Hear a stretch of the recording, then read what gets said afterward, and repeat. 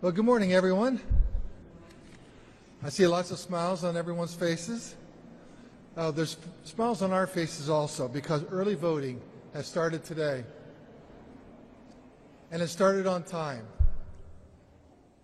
And I'll try and speak above that noise that we hear up there.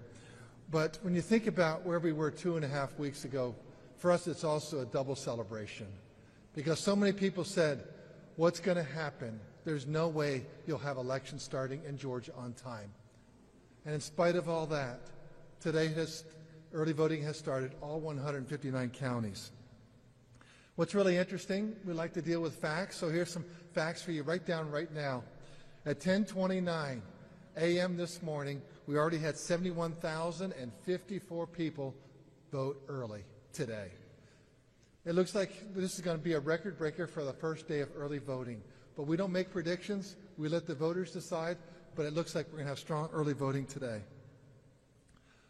Our motto has been very simple. Every vote matters because every voter matters. We've been working overtime to be prepared for this time for the last 2 years since we had the last statewide election in 2022. The county's been working hard. Every day we put our shoulder to the wheel and got it done. Last week, the absentee ballots went out as scheduled. And to the credit of the United States Postal Service, they stepped up and they picked up the voter-requested absentee ballots, and voters have begun to send them back in. I spoke yesterday afternoon, and that fellow there had gotten his absentee ballots. And so it's great to see that working so well.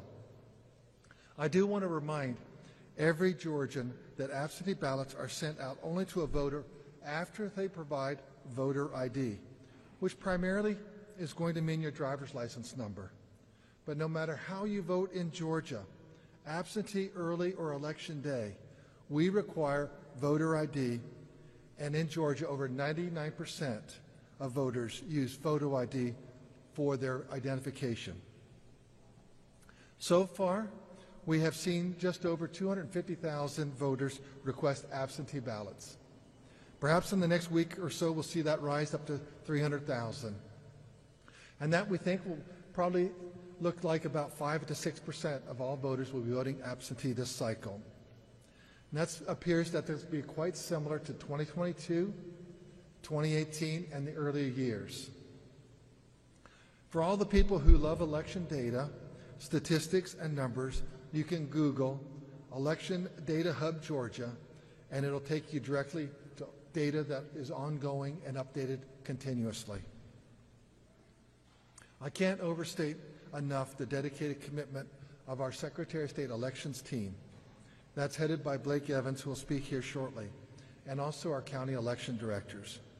It was a total team effort, and Governor Kemp and GEMA, the Georgia Emergency Management Agency, deserve high marks for their ready assistance whenever we needed quick solutions.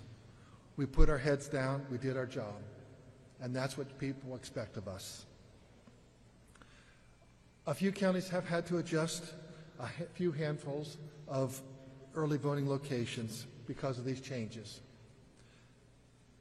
Those changes are going to be shown on MVP My Voter page, and the local election officials will be using local and social media to get that out to their local communities. To Georgia voters, please make a plan on how you want to vote.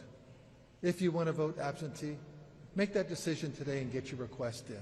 If you're going to vote early, take a look at your calendar and decide when you're going to vote early. And if you're going to vote on election day, decide what time.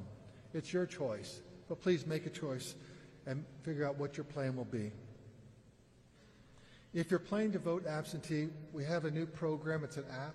It's called Ballot Scout, which will allow you to track your absentee ballot through that process. It'll allow you to see where you are in the application phase. Has the ballot been mailed back to you? When you mail it back, has it been received? And then has it been accepted? That'll give you peace of mind, and you could do that with Ballot Scout. It's a free app for everyone. I think what I really want to let you know is we have a great story to tell here in Georgia. I'm proud of what we have accomplished this past 6 years. We now have top ratings by both organizations from the hard right but also right down the center from the National Bipartisan Policy Center. They recognize us number one for election integrity. Everything that we have done since 2019 has to improve the process, to build trust, and build your confidence in the election cycle. Here's a few of them. Making sure that only American citizens vote in our elections. We did that by going back to our voter rolls and verifying that only American citizens were on the voter list. We did that over 20 months ago, long before anyone else was ever talking about it. This office was the first office in the country to do an audit of our voter rolls so we could verify to our fellow Georgians that only American citizens are on the voter rolls. The reason that it works so well is because we partner with the Department of Driver Services and they do a robust citizenship verification. And we think that's really important. In fact, it's been polled and over 80% of all Americans believe that only American citizens should vote in our elections. We've outlawed ballot harvesting. We now have a verifiable paper ballot. So you, the voter, get to see who you voted for. And then afterwards, when we want to do an audit, you have a piece of paper that we can audit, reading the human readable text. This election, in addition to having security fibers on the paper, and you can put a special light on, we have the state seal on there, so every ballot will be watermarked. Absentee early election day. That's official ballot paper.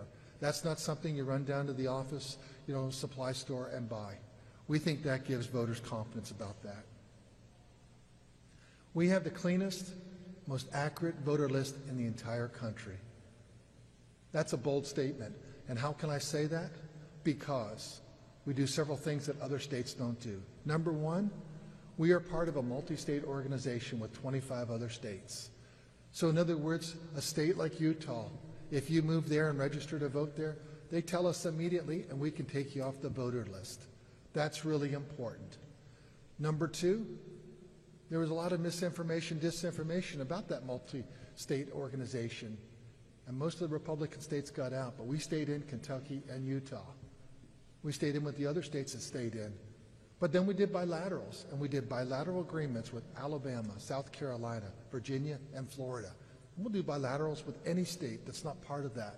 So if you move to Alabama and register to vote, we'll find out about that quickly to keep clean voter rolls. The other thing is, we're really grateful for this. I think it really helps that the current governor is a former Secretary of State. Maybe that helped, but we now have access, and we've partnered with the Department of Driver Services. So if you ever move and get a driver's license in any of the other 49 states, plus the District of Columbia, we'll find out about it. Because of federal law, we just can't pull you off. We go through security protocols. We actually send you a note, a letter. Dear sir, madam, we've noticed that you've got a driver's license here in North Dakota. Have you moved there? Hopefully they respond. Then we can take them off the voter rolls immediately. If they don't, then we'll have to just put them in that pile and wait till they've seasoned out because of federal law. But it helps us identify voters. We're getting monthly death records. Everything we've done is to make sure we have very clean voter list because we understand how many people move each year throughout America. They say 11% do. So it's a lot to keep track of. That builds voter confidence in the whole process. Equipment testing, we did 159 counties before the presidential primary with health checks to verify that the equipment is accurately recording every single vote that voters cast. We've done about 20, since that time, and I've been on many of those visits throughout the entire state. But we did that. But even more important, every county checks every piece of equipment that goes out to the precincts with logic and accuracy testing before the election. Then for the very first time in America, we started doing parallel monitoring during the presidential primary. We did that for the general primary. We're going to be doing it for this election. Pulling out a piece of equipment, a random audit on election day, bringing it to headquarters, and then verifying that it's still recording the votes accurately, that it's not been hacked by some bad actor out there. We know there's plenty of bad actors out there. And then audits. We started doing risk limiting audits back in 2020. If you think about the presidential race, instead of just doing a 90% risk limiting audit, because there's so many questions raised, we actually did a 100% hand retally of all 5 million ballots. Many people aren't aware of that. Reading the human readable text. Well, we've upped our game. This year, because we have all the ballot images of, let's say, 5 million ballots that will be cast, we'll have those ballot images. We have partnered with a tech company, and we're going to be able to actually audit every single race, all 5 million ballots, based on the human readable text, not the QR code. From the president right on down to the local county commissioner, or in Fulton County, could be your county surveyor. But every single race will have a 100% audit. We think that's tremendous. That builds trust. We think it's really important to build trust.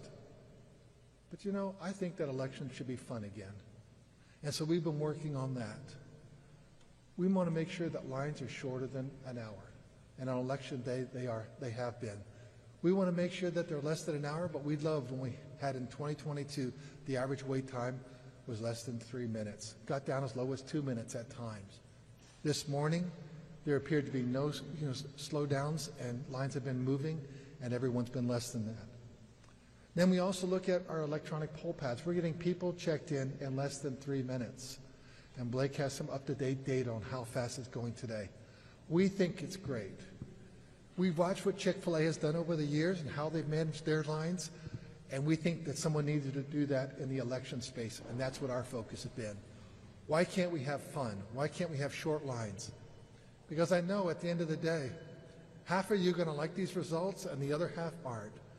But let's enjoy the process. So it's going to be free, it's going to be fair, and it's going to be fast. And we think that's really important. Everything that we have done in the last 6 years has been for the voters, so that they have results that they can trust. We're dedicated to serve the people of Georgia. And I'd like to bring up Blake, if you want to say a few questions, provide a few pieces of information. Blake Evans, our State Election Director. Thank you, Mr. Secretary. Good morning, everybody. First and foremost, I want to echo what the Secretary said as far as our gratitude towards county election officials and the work that they've put in, especially in the last 3 weeks recovering from the hurricane and making sure that absentee ballots went out on time, which they did, and making sure that all advanced voting locations opened up on time, which they did this morning.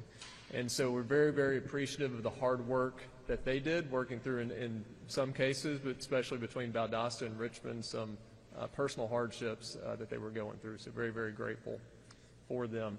And so just a few data points that I want to go through, and then we'll open it up for questions. But as the Secretary said, as of about 10 minutes ago, we were sitting at about 72,000 check-ins so far today. Just for a little bit of context, in 2020, on the first day in total, we hit about 136,000 check-ins. So we were already past the halfway point compared to the first day in 2020. And in 2022, in that general election, we hit 134,000. So again, already past the halfway point there.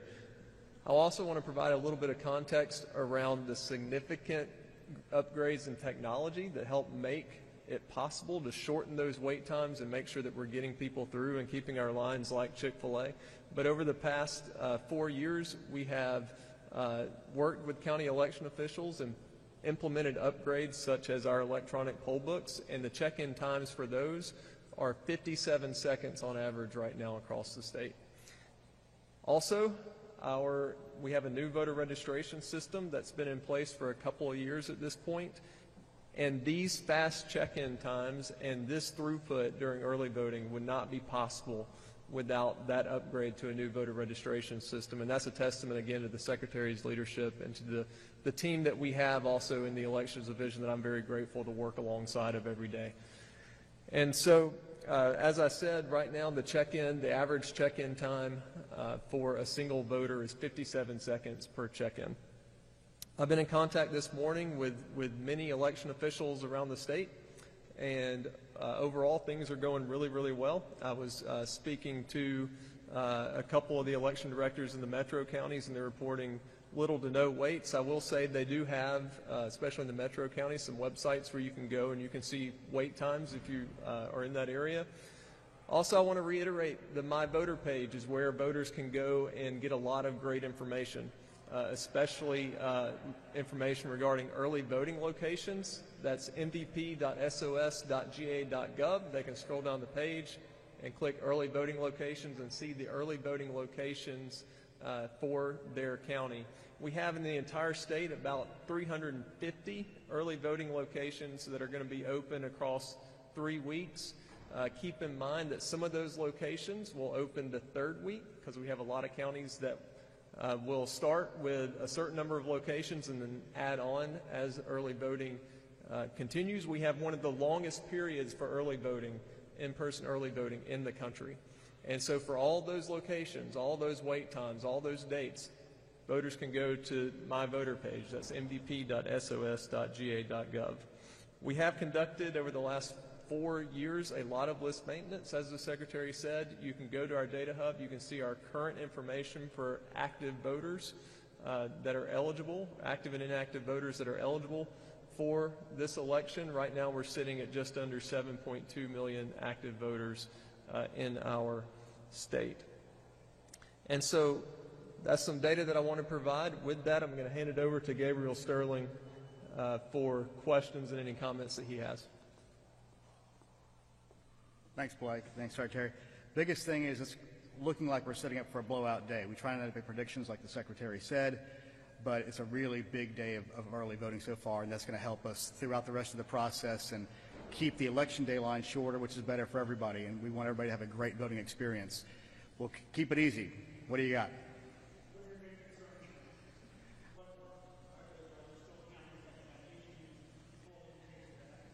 We only have a couple of counties left. That 4 counties were affected by the hurricane. 2 of them have already found new locations. The other 2 are still working on finding locations, but you can go to our disaster recovery site at sos.ga.gov to see if any of your local areas have been affected.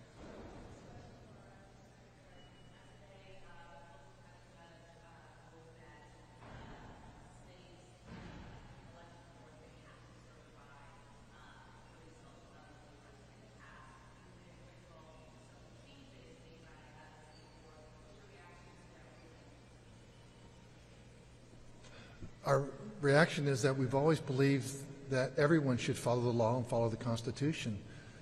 That's an American value. And so I think that's very important that that is affirmed, in the judicial system. And we'll make sure that we follow the law and follow the Constitution in everything we do. Thank you.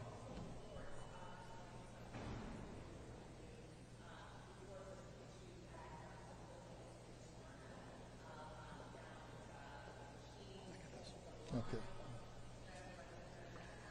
There were some issues with a couple of encoder cards. It seems to be isolated to just a couple of, we don't know the reason for it yet. It's isolated just to those. And if you go to the Cobb County website, there's a wait time app where if there's a line at one location, you can go to another location in the county and vote. But these are, it's the first day. You're going to run into some of those things sometimes. And once we figure out what happened, we will let you all know. It did not stop voting, by the way. They followed their rules. Archith.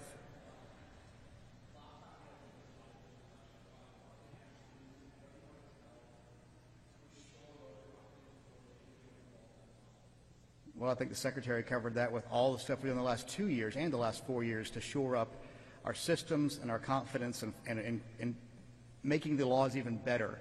And Blake's team and the counties, we test the machines beforehand, we test during, and we have audits afterwards. After all those things, then we have a new audit tool.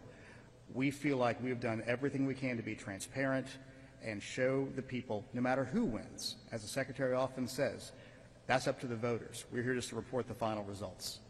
Yes, sir.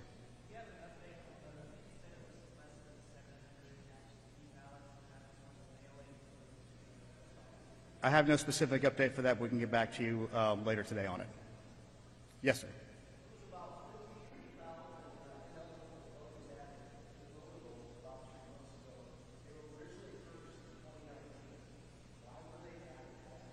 Well, I know the situation was, that's not exactly a true statement. We can follow up with that after the fact. Yes, sir.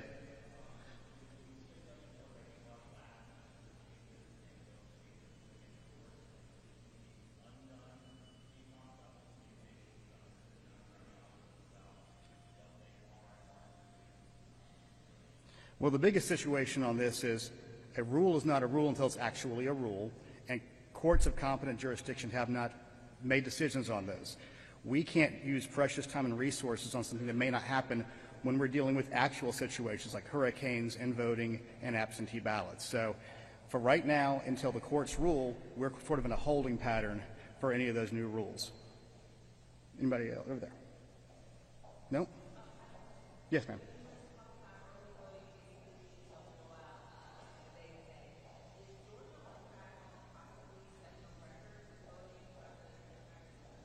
We always hope for high turnouts. You know, that's a big thing, but a little early to say it's going to be a record. But, you know, we're giving everybody every option they can to vote. And with that, we thank you all very much. Thank you.